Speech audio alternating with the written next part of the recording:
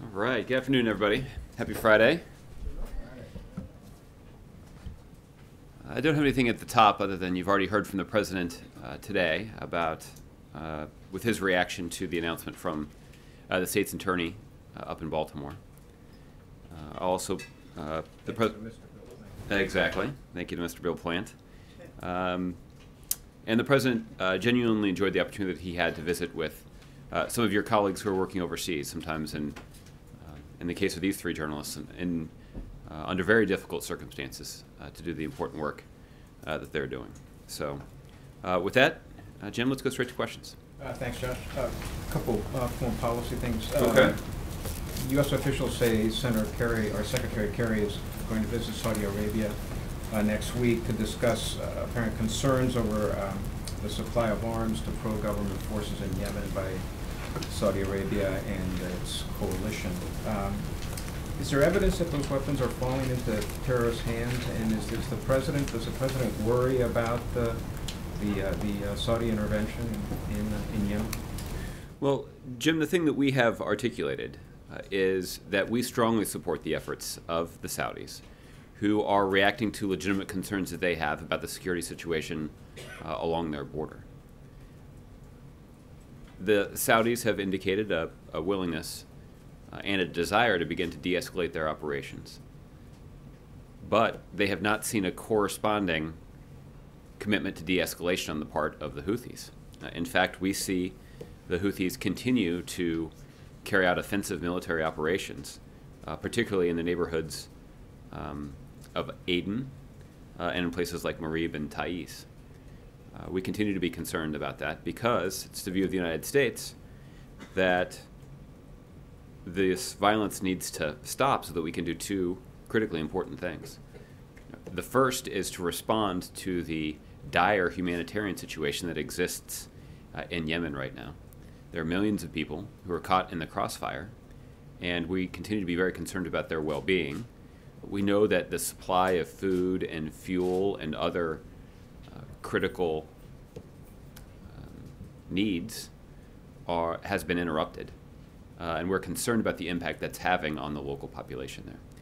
The second, this is also critically important, is we understand that this situation will not be resolved militarily, and it's why we're calling for the rapid and unconditional resumption of all party negotiations in Yemen. But that obviously is going to require all parties in Yemen to demonstrate a commitment to those talks. And as long as the Houthis continue to engage in violence and other military actions, it's going to prevent these two important things from happening.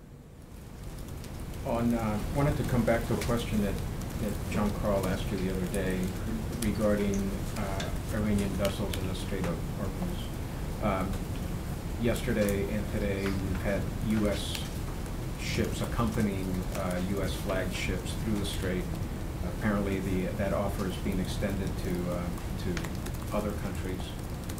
There was an incident last Friday where a U.S. vessel was approached by Iranian vessels without incident, but nevertheless they surrounded it. I wonder if those are the kinds of, you've tried to separate the nuclear talks from other issues with Iran, but isn't what's going on in the Strait suggest that kind of lack of trust that is absolutely necessary to carry out the nuclear talks?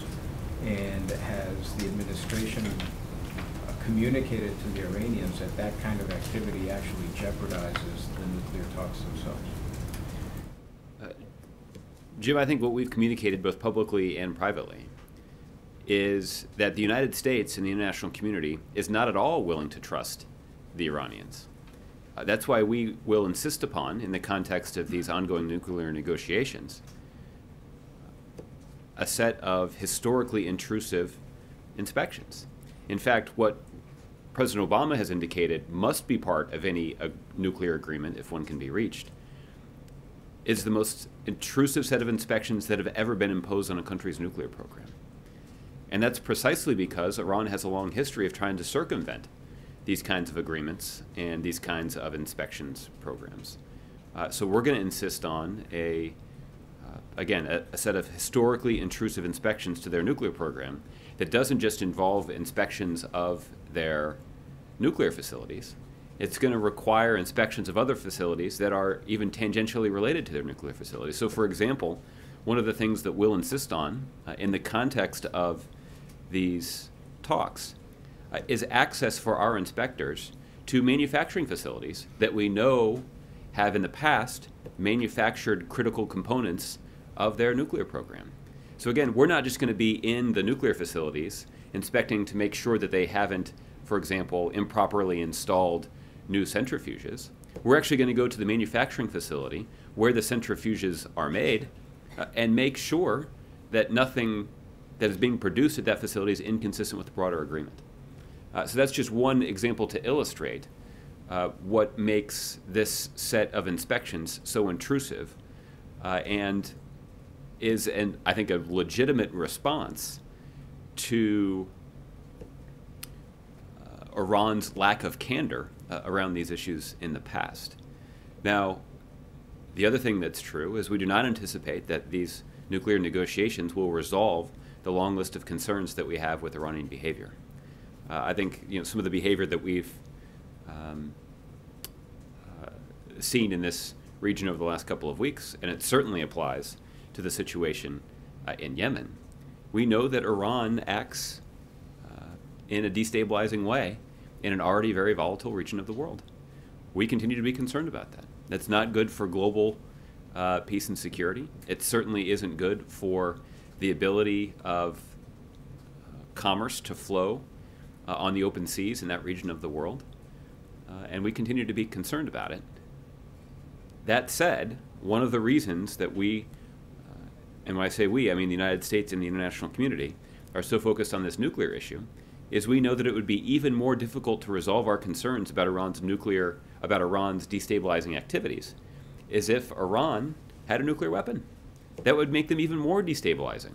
And it would make their threats, and in some cases their irresponsible behavior, even more dangerous.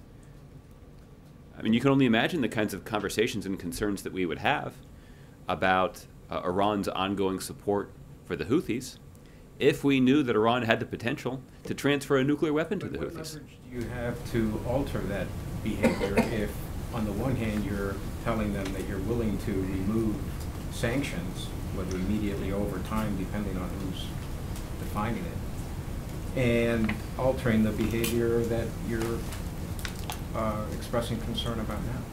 Well, let me take that in two ways. The first is we've been crystal clear, and this is not going to change. Sanctions relief will not be granted to the Iranians until they have taken specific, verifiable steps to comply with the agreement. That's the first thing. The second thing is that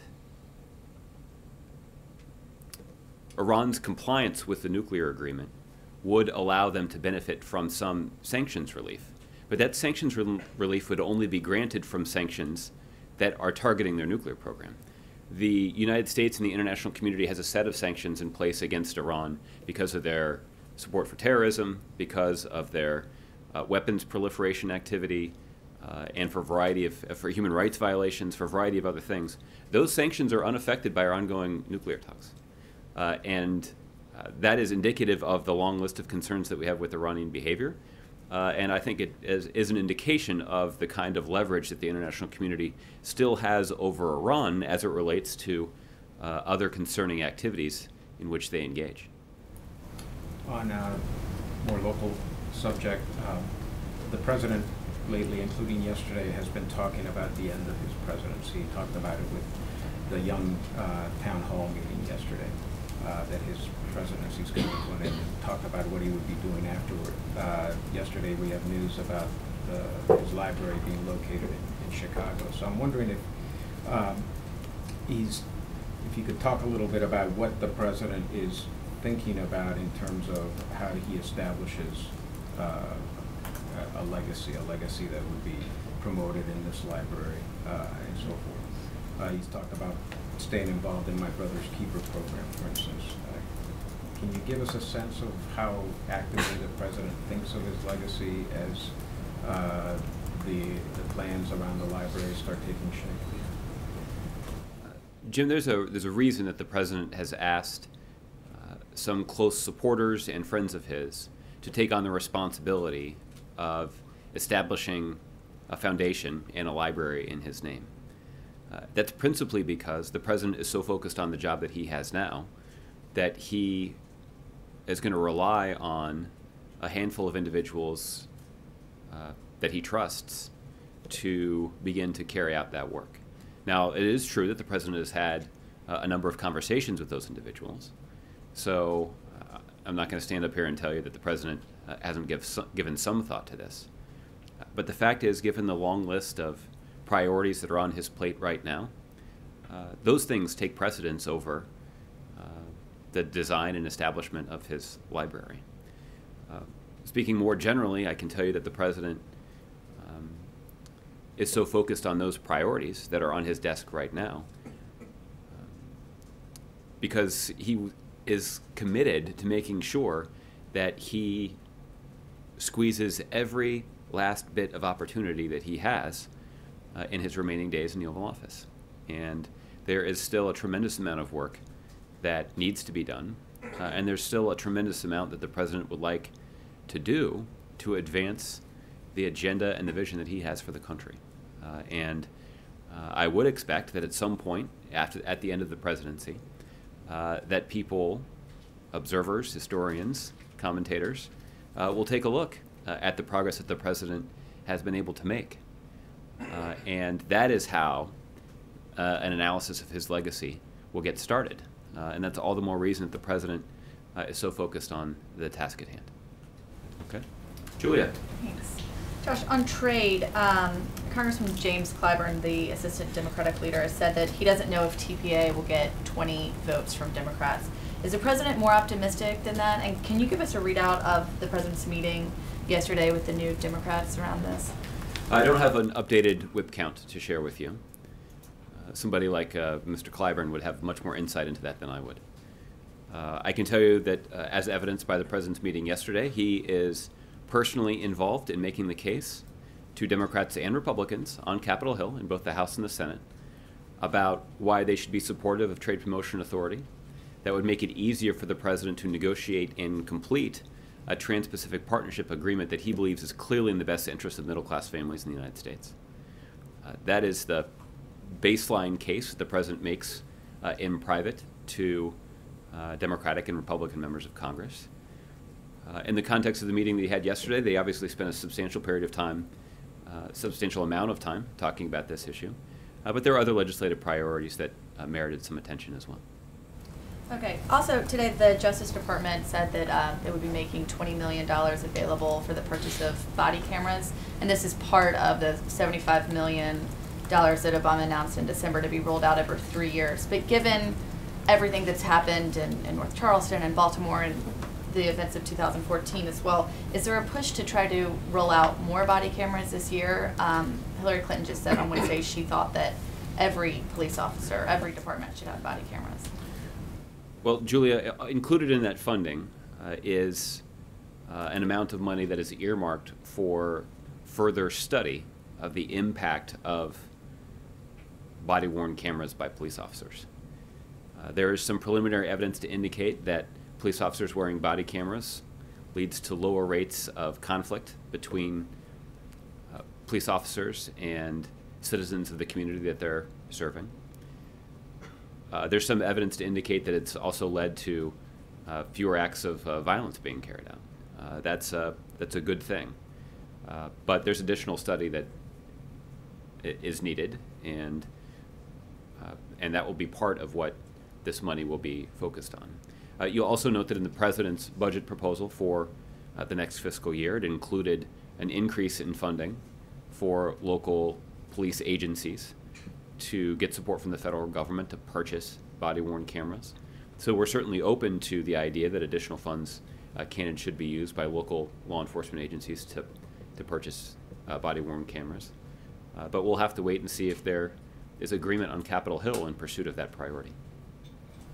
Okay. Someone. Thanks, Josh. I wanted to ask you about the White House's engagement with what's going on in Baltimore. There's reports that the White House has reached out to specific sports figures and celebrities like Ray Lewis, like Carmelo Anthony, to try to ease tensions on the ground in some of their hometowns of Baltimore. How broad and extensive is this outreach? Is this something that also the White House will continue in the days going forward? Well, Sutherland, I don't have any individual phone calls to tell you about, but there are obviously a number of prominent citizens or former citizens of Baltimore that have relationships in the administration and here at the White House. And there is an important role for leaders in that community to stand up and to encourage their fellow Baltimore residents to express their legitimate concerns publicly but peacefully. And there's a role for people like Ray Lewis, who is obviously a very well-respected member of the Baltimore community. And it means a lot to have somebody like him standing up and saying, I'm concerned about this incident too, but I'm also committed to making sure that I communicate my concerns in public, but that I do so peacefully. And I think that serves as a useful way for us to get the message out to the people of Baltimore. Now, the good news is that the vast majority of the people of Baltimore have heard that message. And we've heard that the vast majority of people in Baltimore are doing the right thing and are acting responsibly and are raising legitimate concerns that are worthy of our attention. But we also want to make sure that we build on the momentum that we're seeing in terms of the lessening of the violence and disruption and criminal activity, frankly, that characterized some evenings in Baltimore earlier this week. So that wasn't something that the White House specifically asked of these two particular individuals, Ray Lewis? Well, the White House and other senior administration officials have been in touch with other prominent Baltimore residents because there is an opportunity for those Baltimore residents to speak out, to make their concerns known, but also to encourage the public to relay their own concerns in a peaceful fashion. That's appropriate, that's constructive, and that's what we're encouraging everybody to do. And if there's an opportunity for us to rely on particularly well-respected voices in Baltimore to deliver that message, then we're going to encourage them to do so, and that's exactly what we've done. Earlier today in the Roosevelt Room, the president indicated he had a conference call with mayors scheduled for later today. Mm-hmm. Is that something that was previously scheduled before Baltimore, or will that also address the situation? That's something that's been previously scheduled. This is the Cities United convening. The president, there are a number of mayors, I think a dozen or so, who are meeting up in Philadelphia this weekend to talk about a range of issues, including the president's My Brother's Keeper initiative. So this is an annual event that happens to be occurring at a rather timely moment. This group first convened last year in New Orleans. The president called into that meeting as well. And the president's looking forward to having a conversation with the mayors and police chiefs from these cities to talk about the My Brother's Keeper initiative and to talk about the 21st century policing task force that's generated so much good work and good ideas for how local law enforcement agencies and cities can do a better job of building some trust between those law enforcement officers and the communities that they serve. This is a bipartisan group of mayors, and it's an opportunity for us to make clear what a priority this is to the president. And one other about My Brother's Keepers, but I just want to ask about the president's engagement in Baltimore. We know that he's been getting regular briefings at least once a day. We know, according to Valerie Jarrett, that he's watching this very carefully. But how would you describe his personal engagement behind the scenes on this? I think the best way to describe it to you is that the president's concerned about what we've seen in Baltimore. And he's concerned in a couple of different ways. One is that over the last week or two, we have seen exposed that the police department at one of the in a major U.S. city has some important work to do to build trust with some of the citizens that they're sworn to serve and protect. There we have seen, I think, a commitment from the mayor and the police commissioner and other leaders in that community to doing the important work of trying to rebuild that trust where it's necessary. I think the president, was obviously concerned when he talked about this on Tuesday in the Rose Garden about the criminal actions of a small minority who were stirring up violence. And I think he was concerned that that was overshadowing the legitimate concerns that were being properly expressed by the vast majority of the people, by the citizens of Baltimore. And so there are a couple of different reasons why the president has been focused on this, and it certainly is, as the president mentioned, consistent with a cycle that we've seen all too often over the last, not just few months, but last years. And the president believes that we all need to take some responsibility for trying to address some of these problems that have been unearthed in such graphic fashion in Baltimore. And on My Brother's Keeper That Initiative announcement from the White House that on Monday the president will travel to the Bronx and talk about how this is being morphed or changed into this outside foundation. What's the president's role in that, and will that be a role that he continues to have after he leaves the White House? Well, we'll have some more details about the My Brother's Keeper Alliance next week. But the general idea here is that there will be this outside organization that's formed to serve essentially as a structure that can support the ongoing work of the My Brother's Keeper initiative. And while I'm not in a position to describe the specific detailed relationship between the president and this alliance that will continue after his presidency, I can tell you that this is an issue that the president intends to continue to be focused on long after he's left the Oval Office. Okay, Julie. Thanks, Josh. I have a couple on trade, but I want to first clarify something you said on Iran. You seem to be making the argument, we heard you make it earlier this week, that the more Iran does to add to the United States' long list of concerns about their destabilizing behavior, the more important it is to get a nuclear deal. I'm just wondering, is that not a dangerous message to be sending to Iran and the region at this point? Is there anything that Iran could do that would cause the United States to say, we shouldn't be negotiating with them, no matter what the importance is of getting a nuclear deal? Well, Julie, I don't think I'm making the case that it's even more important. I think I'm making the case that it highlights why it's so important for us to prevent Iran from obtaining a nuclear weapon. That they have, that they engage in these destabilizing activities, they support terrorism. That's why preventing them from obtaining a nuclear weapon is such a top national security priority of the United States.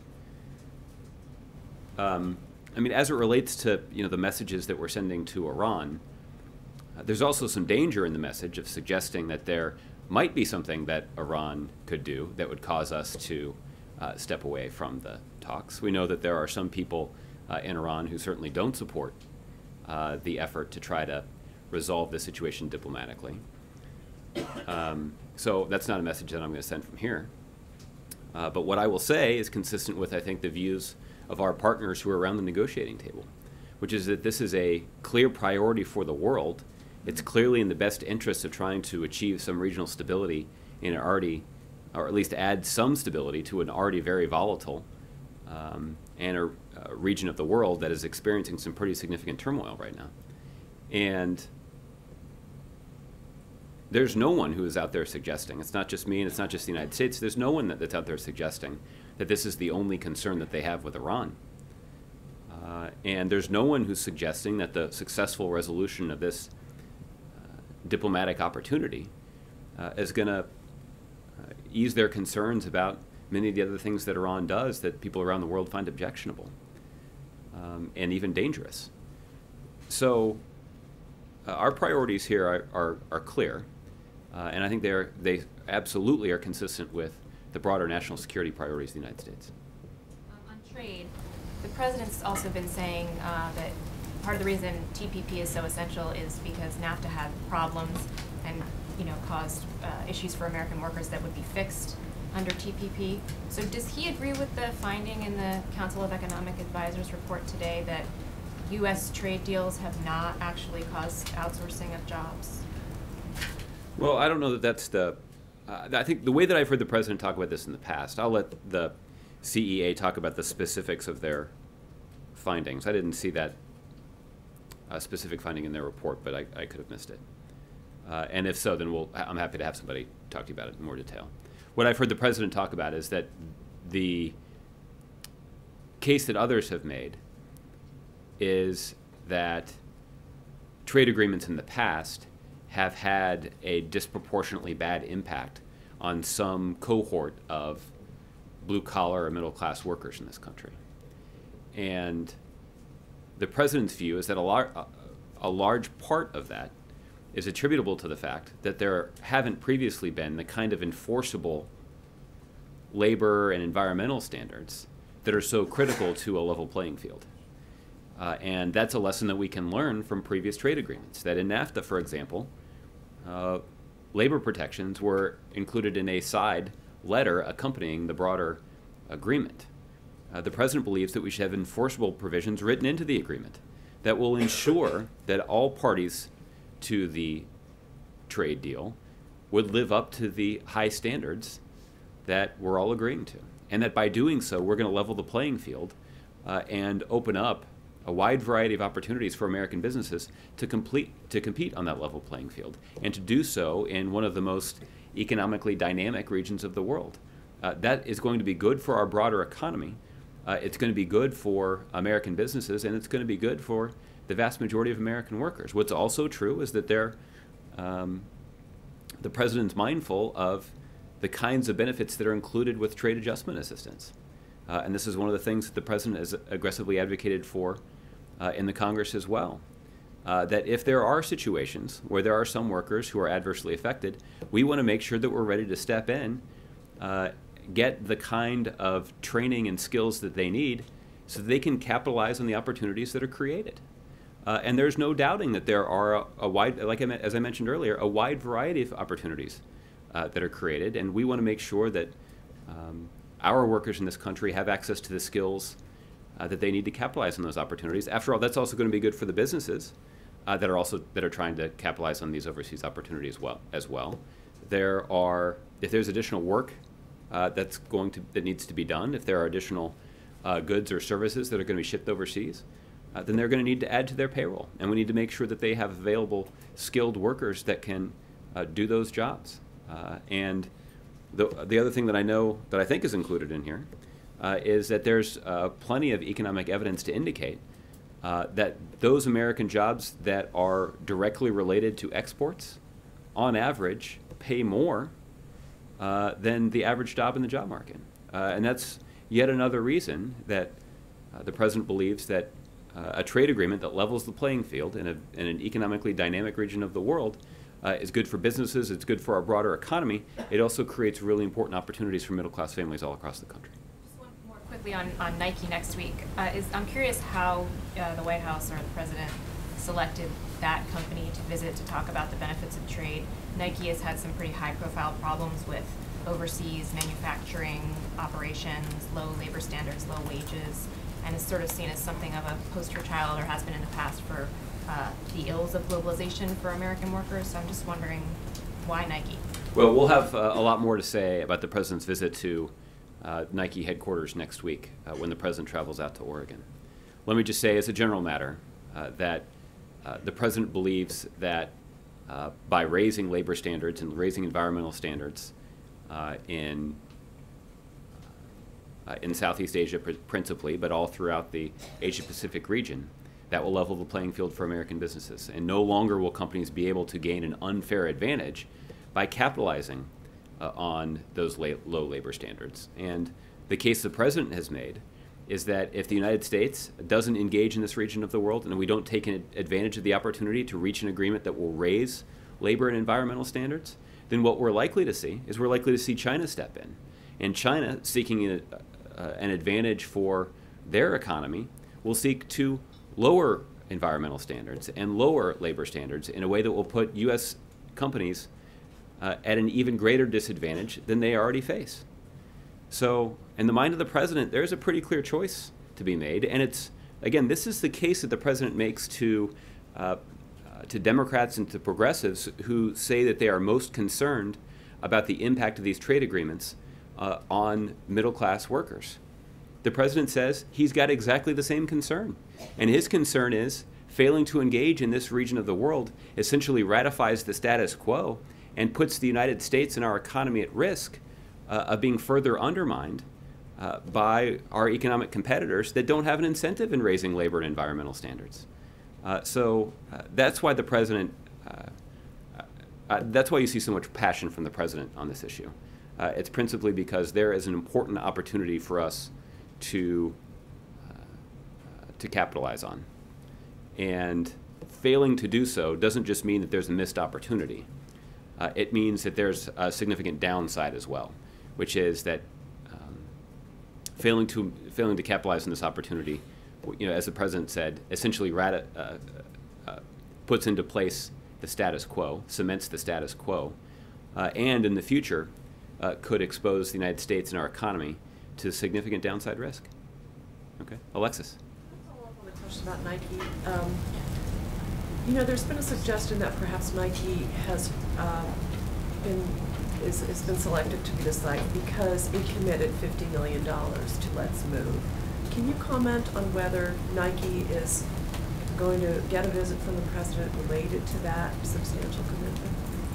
Well, the president's event next week will not be focused on Let's Move. It'll actually be focused on the benefits of the Trans-Pacific Partnership and the opportunity that exists for companies to benefit from expanded access to overseas markets. The president believes that expanded access is good for American workers, and that will be part of the message that the president will deliver, but we'll have more details on that next week. To the generosity of Nike to the First Lady's initiative? Well, not that I'm aware of. I don't know if the First Lady has been out there to visit Nike in conjunction with the Let's Move campaign or not. But no, what the president's going out there to talk about specifically is trade. Two other questions related to the library. Because the foundation will be established in the president's name, not unusual, that's been done in the past. Can you comment on the president's direction to those who are going to be doing that in terms of the fundraising, how the fundraising will be conducted while he's president, and how much disclosure he wants to have behind that fundraising for those donations?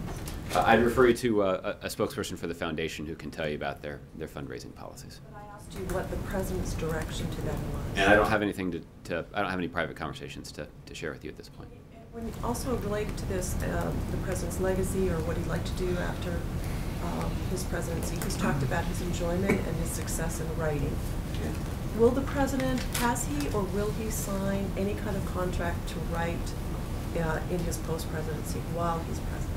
Has he done that already? Will he do that, sign a contract for a book while he's president? I don't know of any contract that he has signed while president related to his writing activities, but yes, I wouldn't be surprised if the president considers writing a book after leaving the White House.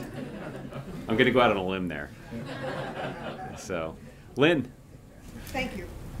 Last week, President Obama did call Illinois legislative leaders after a bill passed the Illinois General Assembly, making it harder to legally challenge building the Obama Library on city parkland.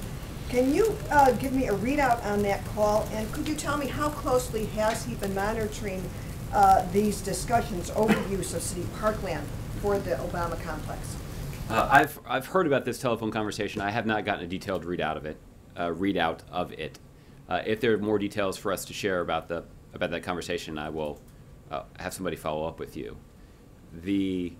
I can say that the president has been getting updates on this situation. Again, he has been in touch with those who are responsible for leading the efforts of the foundation to get the library process off the ground. But I don't think I would describe it as the president closely following the situation. He's got a lot of other things on his plate. He was aware then of the controversy over the use of parkland?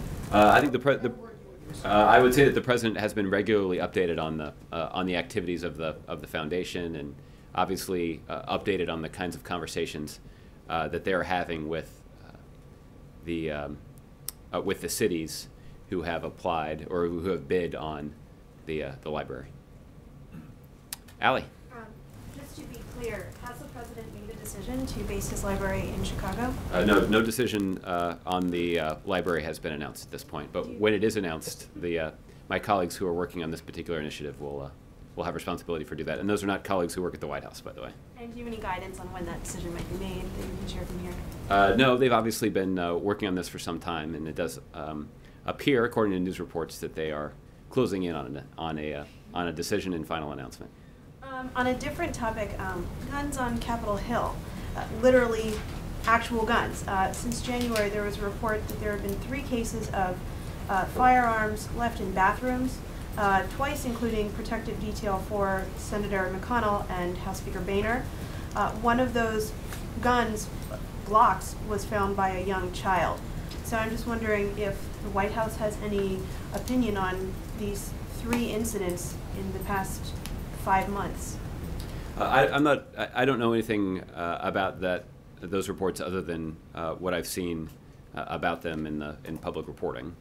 But obviously, this is something that has drawn the attention of investigators on Capitol Hill, and that seems like a reasonable response.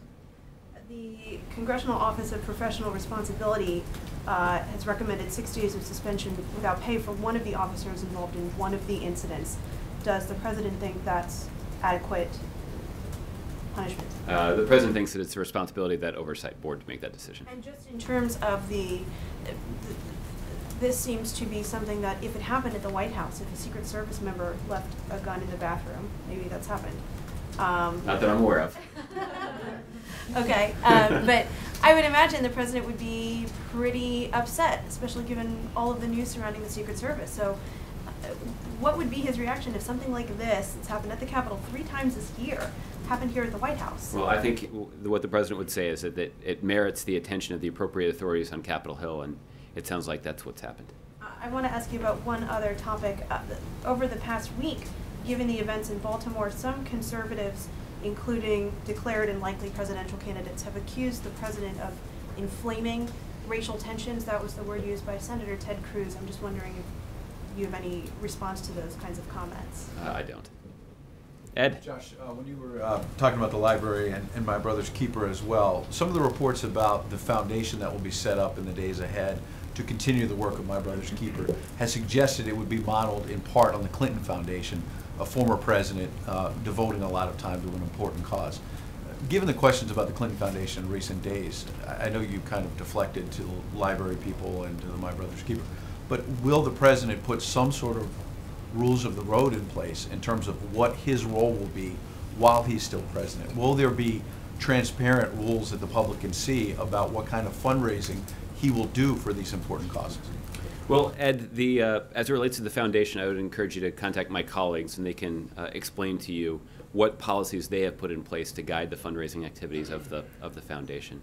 As it relates to the My Brother's Keeper Alliance, we'll have more news on that once that alliance is announced next week. The president will want to have some sort of transparent approach to this. I understand the specific rules, yeah. But there's nothing you can say from here at the White House about what the president's principles are on this issue? Well, at this point, I want the announcement to be made before I start opining on those kinds of details. On Baltimore, Hillary Clinton, Dick Durbin, other prominent Democrats in the last few days have said they feel that they overreached, and Republicans on the Hill may have overreached as well when they supported President Clinton's crime bill, and that has led to these high rates of incarceration. Does President Obama agree? I know he gave a very long answer, but he didn't get into incarceration as much in the Rose Garden a couple of days ago. Does he agree that the Clinton crime bill went too far? Well, Ed, I think what the president would say is that there is good reason for us to consider some of the aspects of the criminal justice system right now that raise concerns in many communities across the country about whether the principles and precepts of our legal system are fairly applied to everyone across the country. And there are some common sense things that, again, have sort of attracted bipartisan support around things like sentencing laws for individuals who've been convicted of nonviolent drug offenses. I think people have raised legitimate concerns about whether or not those individuals are best served and whether our country is best served by those individuals spending decades in prison for essentially not for committing a violent crime, but for being addicted to drugs. The question, I think, in the minds of a lot of people, again, Democrats and Republicans, is there a better way for us to address this problem? Certainly there need to be stiff punishments in place.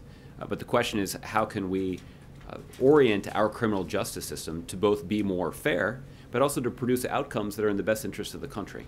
So this is something that has attracted a lot of attention recently, and the president's been gratified by the kind of discussion that he has already been able to have with Democrats and Republicans on Capitol Hill, including some Republicans that don't often agree with the president's approach to things. And I think that is indicative of the fact that there is a lot of common ground that can be seized here that could succeed in making our country more fair, more just, and to generate the kinds of outcomes that are clearly in the best interests of the country, but also of individual communities all across the country. This is one of those issues where Hillary Clinton seems to be carving out her own approach, different from her husband. What is President Obama's approach to the fact that Hillary Clinton is going to be carving out her own approach on a lot of these issues where she may separate herself from this president?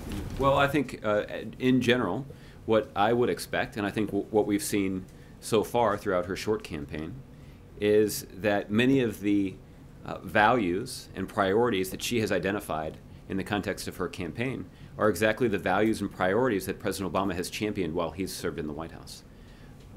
That said, I'm confident that there will be situations where Secretary Clinton, who is running her own presidential campaign, will have a different perspective on an important issue and on a different approach than one that President Obama has pursued.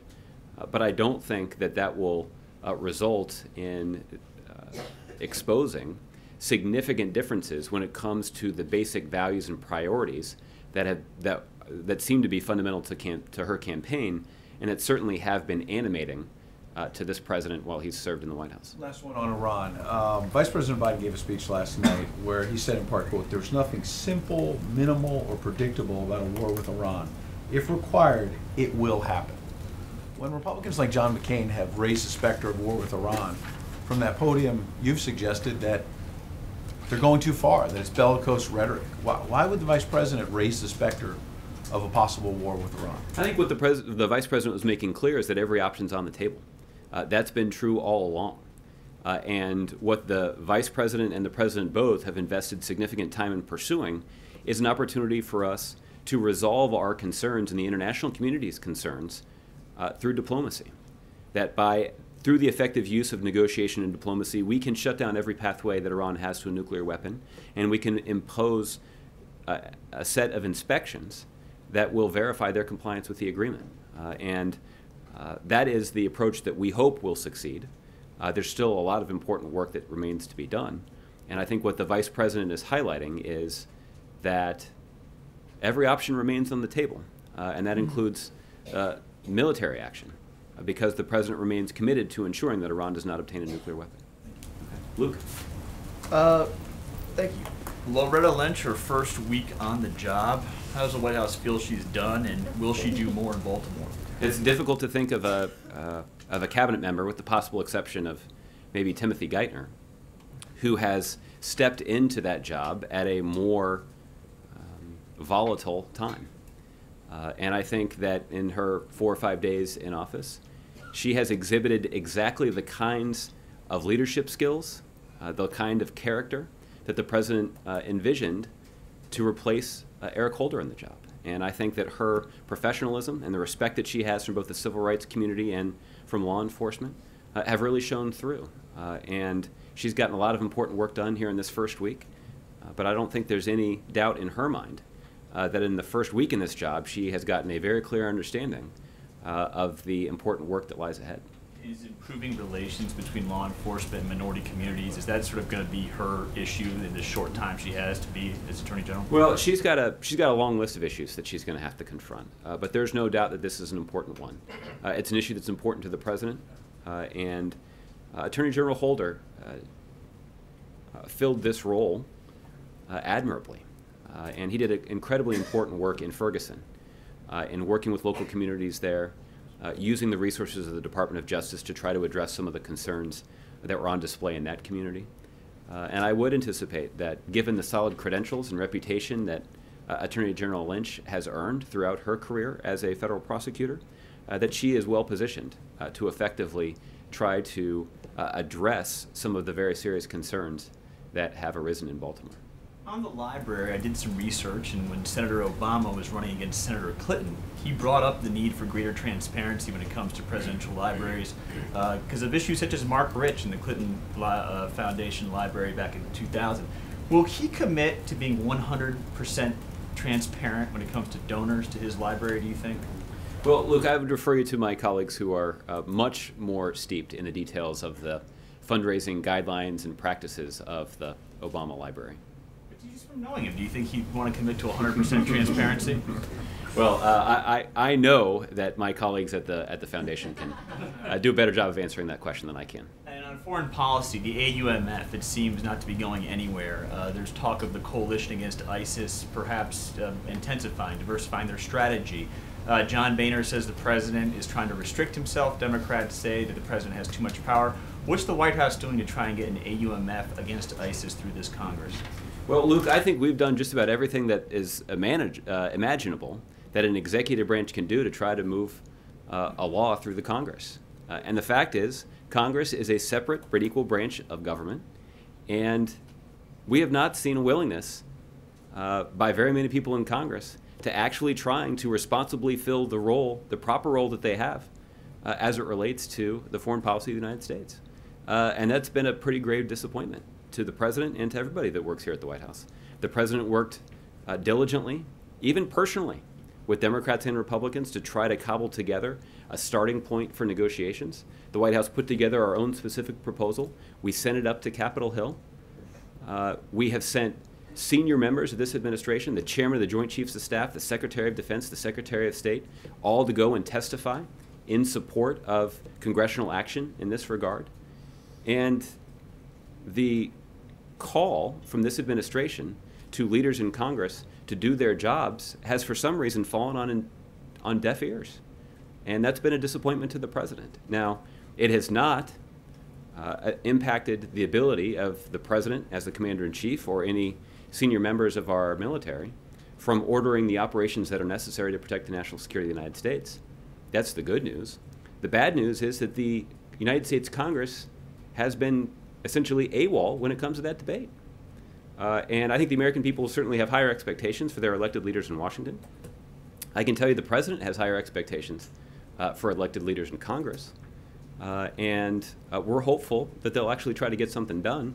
And I can tell you that the Obama administration stands ready to try to work with Congress if there are changes that they want to make to the proposal that we've put forward. We're open to negotiation. We viewed that as a starting point for a discussion. But even that has not been answered by members of Congress who'd previously talked about just how important it was for Congress to play their important role when it comes to the fight against ISIL. The last thing I'll say is, and this is something I've said before, so I'll keep it brief, there's a bitter irony associated with all of this, that members of Congress in both parties have gone to pretty substantial lengths to undermine the president's ability to conduct diplomacy and avoid a war with Iran, while at the same time, Congress is not willing to do anything while the president bears the burden of leading our men and women in uniform who have performed admirably under very difficult circumstances as they try to protect the country from ISIL.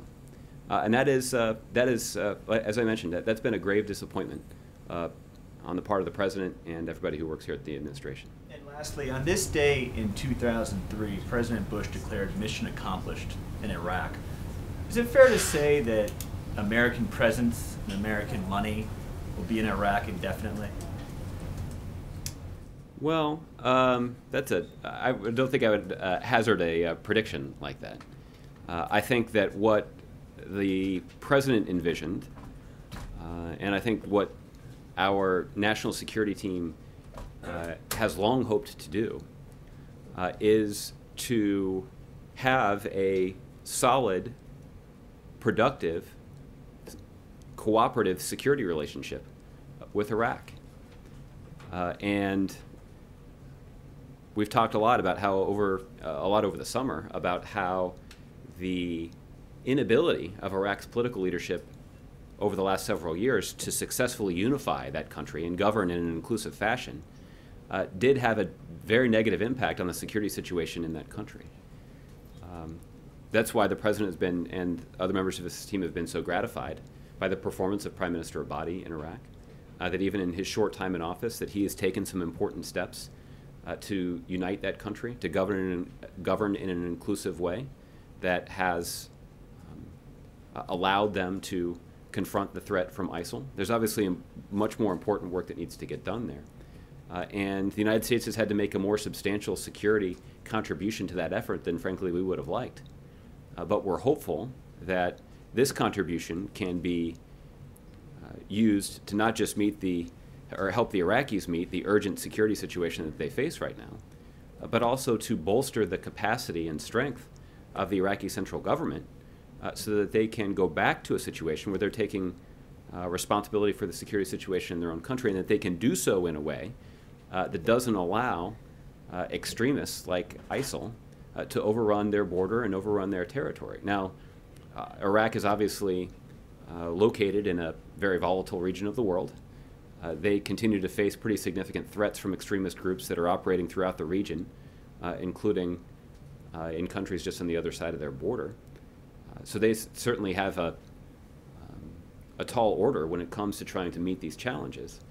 But I would envision a future where the United States is able to work cooperatively and productively with the Iraqis as they meet those challenges. Okay? Chris? Josh, I want to take a crack at the presidential library. Is it likely that the president's advancement of LGBT rights under his administration and his evolution on same-sex marriage will be fundamentally on display there? Well, Chris, in terms of those decisions, I'd refer you to my colleagues who are working on this library project. Obviously, at some point, the president and people who are working directly with him will turn our attention to the library's activities more directly. But that won't occur while the president's still in office. So there is some planning that's underway, but that's taking place outside the White House. And so I direct you to those officials for a specific answer to your question. But is it true that the president sees the advancement of LGBT rights under his administration as a fundamental part of his legacy? Well, I think the president sees the advancement of LGBT rights as an example of this significant progress that's been made while he's served in the Oval Office. But during the year and a half or so that remains in his presidency, I think the president is hoping to make progress in a variety of areas, including seeking more equality for every American, including LGBT Americans. Just to back up on that, I mean, can you identify some other things he wants to accomplish? I don't have anything specific to lay out at this point, but that's obviously something that we'll be mindful of over the next year and a half or so. Okay. Steve? On Russia, the sanctions need to be renewed sometime soon, and there still seems to be quite a bit of violence in Ukraine. What's the administration going to try to get its European allies to do, and what sort of comment do you have on the continuing friction along that border in eastern Ukraine? Well, Steve, unfortunately, we've seen the Russians continue to fail to live up to the obligations that they have made in the context of the Minsk agreements. These are commitments that they made not just to the Ukrainians, but in the presence of both the French and German leaders as well. We're disappointed by that, but that has been a consistent pattern over the last year or so since Russia so flagrantly violated the territorial integrity of the independent nation of Ukraine. And the United States continues to stand closely with our European partners to isolate Russia, to impose economic costs on that country for their destabilizing activity in Ukraine. There are very specific steps that are laid out in the Minsk agreement that would allow them to de-escalate the situation there, that would hasten a political resolution, or at least a political discussion, to try to resolve the differences of opinion inside Ukraine. And we would like to see Russia use their influence to be encouraging of that political negotiation, rather than continue to take steps that escalate the situation and ultimately undermine the effort to reach a political resolution to that conflict. And as we move forward, we're going to continue to work closely with our European partners to apply additional pressure to Russia and continue to keep them isolated until they start to take the steps that they've committed to take. So increase in sanctions, or certainly nothing to announce from here at this point. What we have, the case that we have made, and I think this is borne out in the evidence, that the longer that these sanctions remain in place, the worse the impact is. And so we can further pressure Russia by keeping our sanctions regime in place. That as Russia becomes more isolated, the negative consequences of that isolation only compound. Again, we continue to be in close touch with our European partners, because what's been critical to our ability to apply that pressure has been the unanimity of this effort. And so we're obviously going to continue to stay in close touch and continue to closely monitor the situation in Ukraine. Okay. Go ahead, Andre. Thank you, Josh. The follow-up is, are you willing to use your political influence on Kiev to make Kiev fulfill the commitments under Minsk, under the Minsk agreements? Because they are not doing it. Andre, what we have seen is we've seen a clear willingness on the part of the Ukrainian government to abide by the commitments that they've made. And there have been no shortage of written readouts that you have received from the White House press office documenting telephone calls, principally between the vice president and senior members of the Ukrainian government, but occasionally from the president to senior members of the Ukrainian government. And what they have made clear in those conversations is that the United States and our European allies stand squarely behind the efforts of the Ukrainian government to withstand the destabilizing impact that they're seeing from the Russian-backed separatists in eastern Ukraine. We continue to see Russia provide weapons and material and even personnel to aid the violence of those separatists. And that's put enormous pressure on the Ukrainian people, on the Ukrainian government, and on the Ukrainian economy. And we have provided significant economic assistance to the people of Ukraine. The United States has provided some training and other forms of support to the Ukrainian military as they've confronted this security threat. And those efforts are going to continue. My real question was about history, though.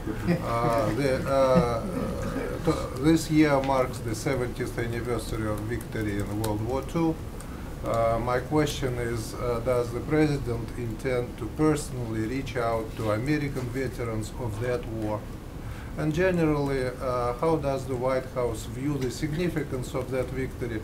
You know, when I talk to my American friends, I often hear that you Russians are obsessed with that particular war, with that victory. You should look forward, don't look back. I don't agree with that. You know, 27 million people that the Russians lost in that war. It's 27 million people. They basically won the war. Americans won the war too. And frankly, when I looked back now, and I thought you wage wars almost continuously, but there are few victories that I can remember that you can celebrate. So basically, will the President... Obviously, Andre, I don't have you're not going to find me agreeing with your version of history. But what I can tell you is that there is a very powerful monument just a stone's throw away from here that's dedicated to the Americans who bravely served this country and who bravely served the interests of the world in both in Europe and in Asia to bring World War II to an end and to bring freedom to so many people across the country who'd had that or across the world who'd had that freedom threatened. And that is a testament to the commitment of the citizens of this country to those kinds of principles. And the United States has demonstrated a willingness to fight for those principles. And there have been brave men and women who have served our country in the armed forces, who fought and died for those principles. And that is something that the President is enormously proud of. And he's enormously grateful for their sacrifice. So specifically, will the President be doing anything to mark VE Day in May, or the victory in the Pacific Theater later in the year? I don't have any scheduling announcements to announce at this point, but we'll keep you posted on that. Okay, Bill. This will take you right to the week ahead. When is the President going to Baltimore? I do have a week. I do have a week ahead. Baltimore does not appear on the week ahead this week, but we'll keep you posted. Any more to say now after he's had a chance to see the charges? I don't anticipate that he'll have more to say today, but as you already know, next week the President is traveling to New York, where he'll spend some time talking about his My Brother's Keeper initiative. And I would not be surprised if in the context of those remarks the President says something relevant to the ongoing situation in Baltimore. Okay? Mark? Josh, on the library, can you at least confirm that the president has made a decision on the venue for the library? I'm not able to do that. I haven't spoken to him about it. Has it been a difficult decision for him? Well, I know that the president's had a number of conversations with his friends and trusted advisors who are working on the efforts of the foundation to get the library up and running. But I'm not aware of the substance of those conversations. I think it's something that the president obviously takes seriously. That's why he's asked people that he trusts to be in charge of that effort, and that's why he's gotten regular updates. But I don't know whether there have been a lot of people agonizing over this decision or not. On another issue, has the White House been satisfied with the answers given this week at a congressional hearing by NORAD, FAA, Secret Service on the gyrocopter that flew across Washington a few weeks ago? I haven't read the transcript from that hearing. I know that there has been an effort by our security officials to cooperate with congressional oversight and to answer as many questions as possible. But ultimately, that's the responsibility of Congress to get those answers, and I know that they've been hard at work doing that. And I don't know if there are additional hearings on that planned or not. Is anyone at the White House looking into it? Lisa Monaco? Or? I'm not aware of any specific review or investigation that's underway in this matter. Okay. Tolu. Thanks, Josh. On trade, yesterday House Speaker John Boehner said that the White House and the President needs to step up its game in terms of garnering support among Democrats. Yeah. I was hoping you could... I sort of laughed about that yesterday. Well, I also wanted you to talk about that specifically because you have in the past criticized John Boehner for not being able to get control of his caucus. Now it seems like the tables have turned a little bit. Does the president need to do? I don't think that's the way I would describe it. Obviously, Speaker Boehner led a partisan campaign last fall to retake or to preserve the majority in the House, and I think he was interested in trying to help his Republican colleagues in the Senate try to take over the majority in the Republican Senate, and they did so because they believed that would improve their chances of advancing their agenda. One of the top things on the agenda, again, according to statements that they made immediately after the election, was trying to move trade legislation.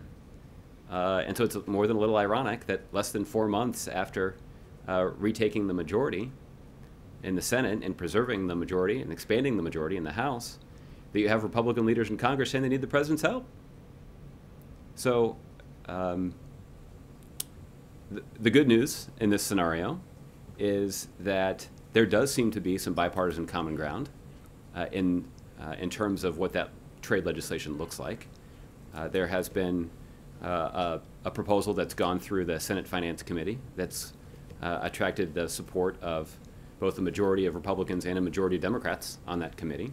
We're gratified by that. There's a similar proposal that's moving through the House that got less support from Democrats.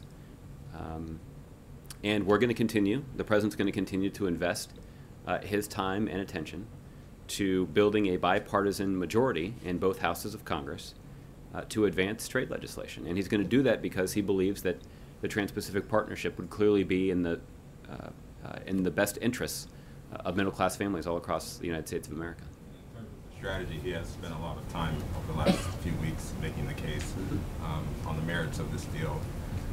Is there something more that he should be doing in terms of the politics, in terms of sort of making sure that Democrats feel safe supporting this? Well, I'll say that if there are people that have ideas, we're open to them. But as far as I can tell, the president's had private meetings with members of Congress. He's talked this over with Democratic and Republican leaders. He's done a number of. He's had the opportunity to speak publicly on this issue on a number of occasions. He's conducted one-on-one interviews.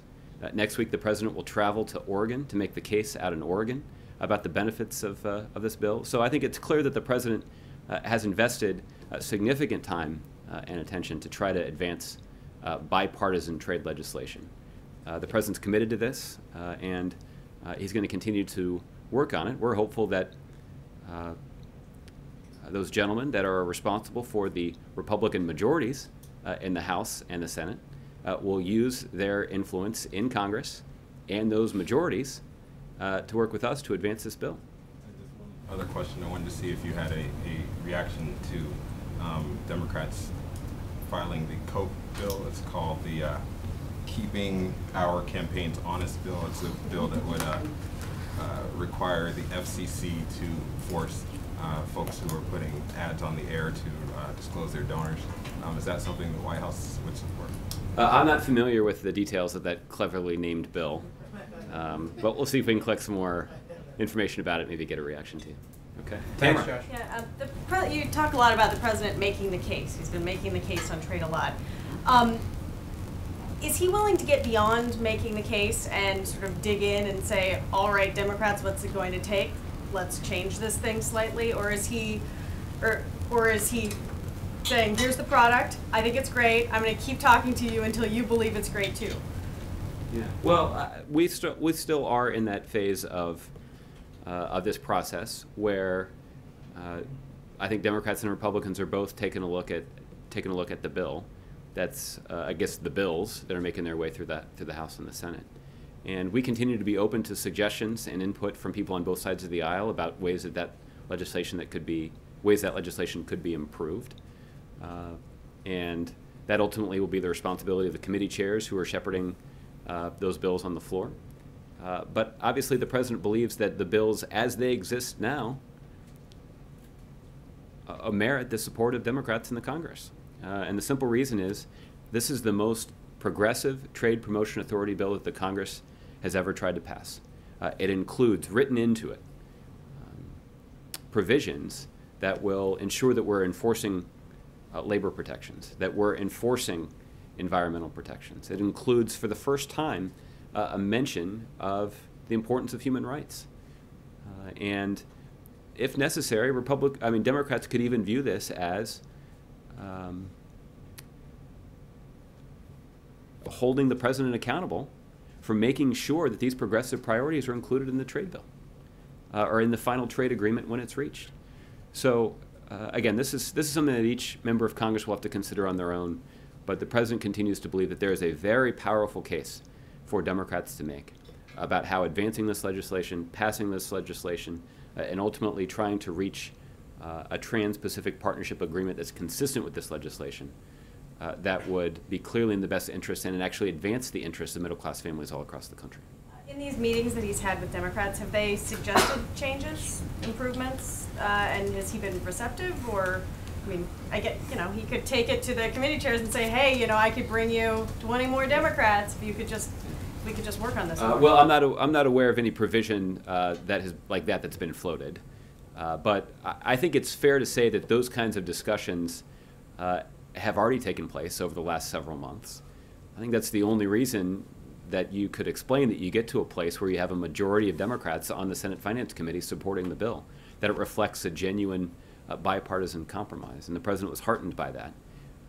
Again, I don't think we're going to see that same kind of ratio when it reaches the floor of the United States Senate, but I think it is an indication that there is ample reason for Democrats to be supportive of this legislation. Okay? All right. Let's see. John, I'll give you the last one. We'll do the week ahead. Wanted to know if you could give an update regarding that seized Maersk cargo ship. Earlier in the week, you admitted to not knowing all the facts and circumstances regarding that, including whether the crew members on board are considered by the U.S. as hostages. Can you update us a little bit on that? John, this is a situation that the United States continues to closely monitor. This is a U.S. Marshall Islands flagged vessel. According to the crew, there are no U.S. personnel, U.S. citizens, on board the ship.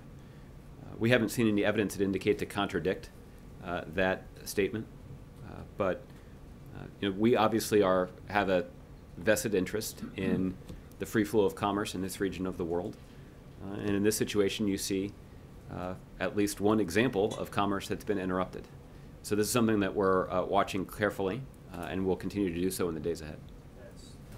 That's not really an update. I mean, everything you just said are things that you said earlier in the week.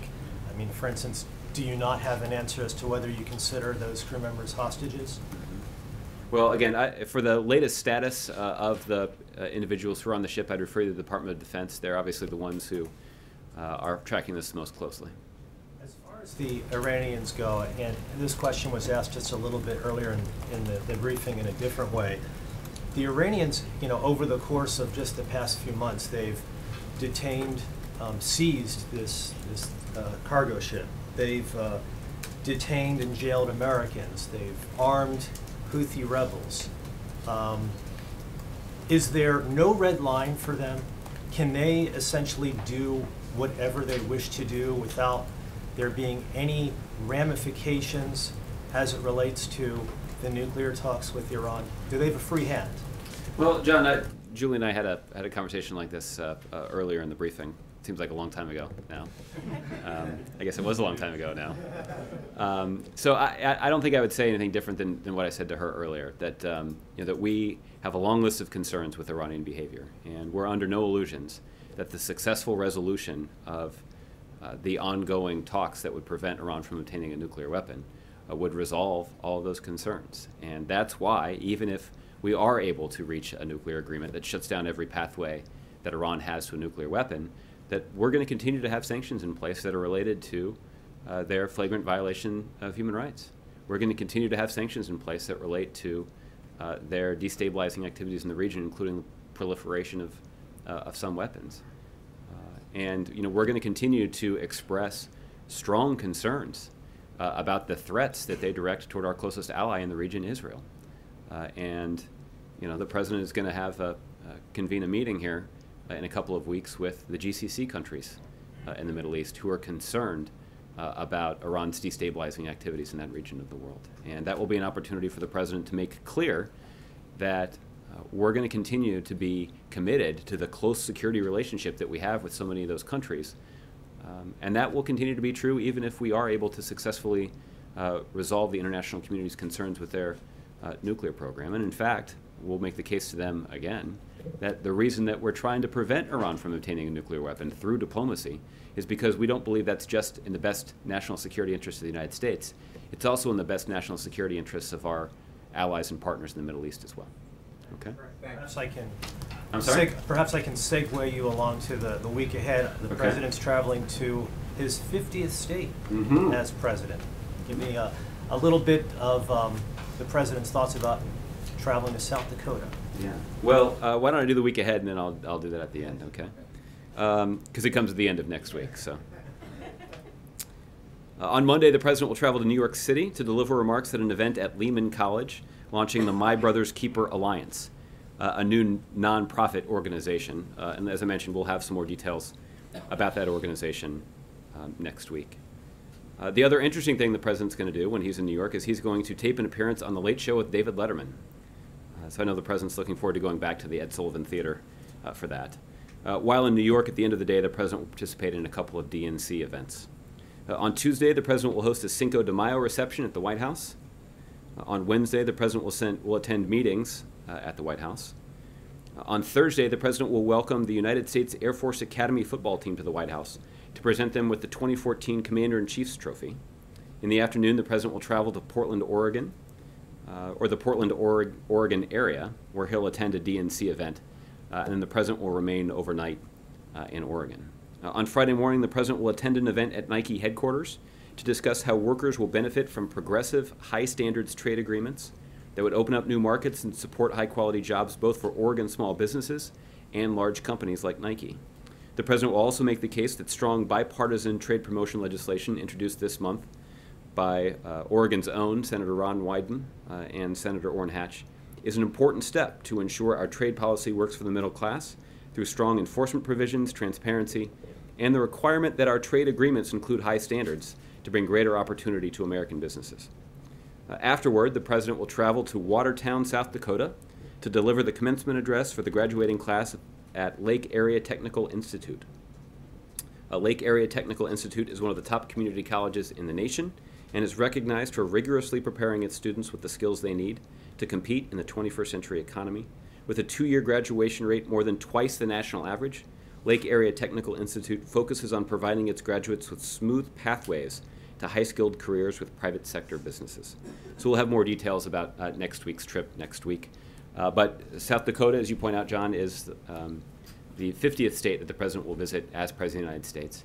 The president did have the opportunity to visit a lot of the country when he participated in his rather historic presidential campaign back in 2008. And I think throughout his travels, the President has continued to be energized and invigorated by the spirit of the American people, and to visit with Americans who are doing their best for their families and for their community and for the country is something that the President finds genuinely inspiring. And I know that he'll look forward to having that opportunity in both Oregon and South Dakota at the end of next week. So thanks, everybody. Have a great weekend. Josh is hitting number 50, why he chose to go to Lake Area Technical College? No, that statistic I cited about their high graduation rate is principally the reason the President's going to get the commencement address there. So it's coincidental that it's also the 50th state of his presidency. Well, no, the President wanted to visit all 50 states while he's President, too. Thanks, guys.